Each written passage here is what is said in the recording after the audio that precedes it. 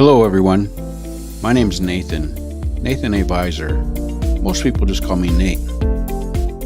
I'll be your narrator in a series of studies called Biblical Principles and how they apply to us today to look at what's going on around us. So follow along as we show there truly is nothing new under the sun, as Ecclesiastes tells us. The guards, with trembling hearts, not to confess, but to conspire. As the coins clinked on the table, the truth was buried beneath the silver. The elders did not seek answers, but they crafted them. A bribe was offered, a lie was bought, and a story was sold.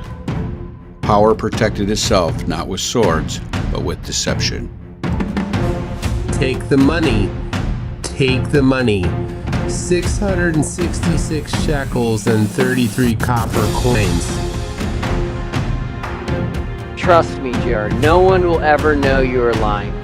My father taught me, and I am an expert.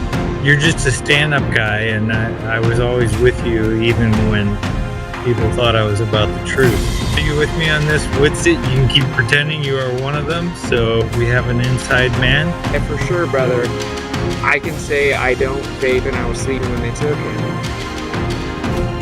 it. Some things never change. The rulers still protect their power with lies, hiding truth in the shadows, spinning stories through the media of the day. Misinformation is their weapon, and the truth tellers, they are branded as deceivers. They accuse others of the very thing they are guilty of. The game is old, but it's still being played.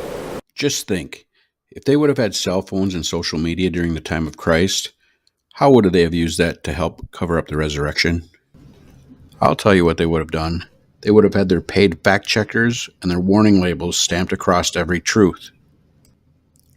They would have gathered together all their organized resistance, all the podcasters of the day that they have on their payroll.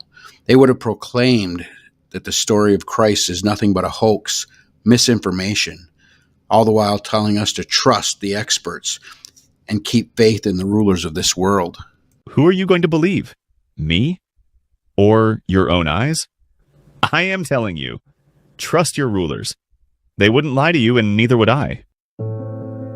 As we enter the world known as the Council of Kings, based on Psalms 2, the first thing that we'll notice is the feeling of evil.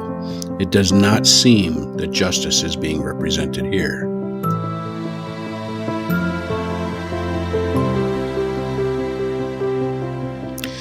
Walking into the massive, dimly lit chamber deep beneath the earth, you'll see a glowing round table that casts an eerie reflection across the polished black floor.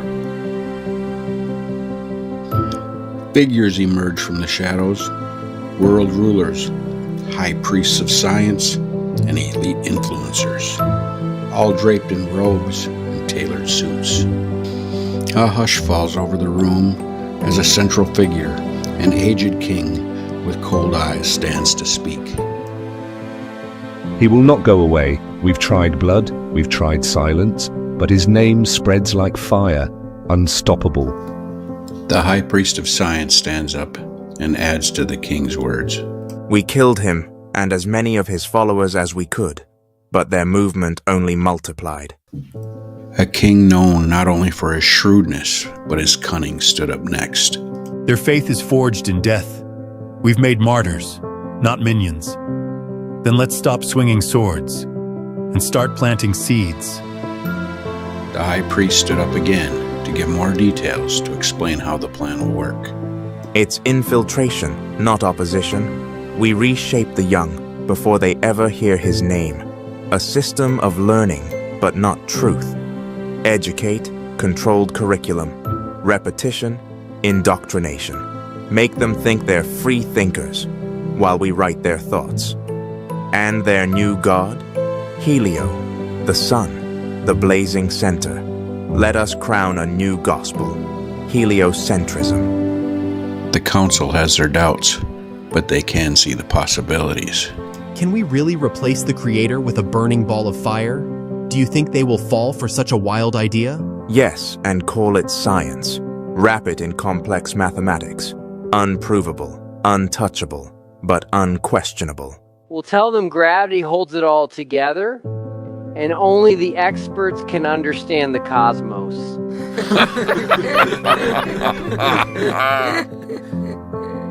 What about the word on the scriptures? We reduce it to allegory, fairy tales, a crutch for the weak, parables with no power. We teach them that truth lies not in ancient texts, but in outer space. They'll abandon the shepherd for the stars. What about the Watchers? We have done a good job by forbidding certain writings, however, what shall we tell the sheep about them? They'll be called aliens, messengers from the galaxies we invented. We'll say they planted mankind, and now return to guide us. As this message comes to an end, keep in mind it might seem a little out there, but it's so important that you study these things to see if they're so.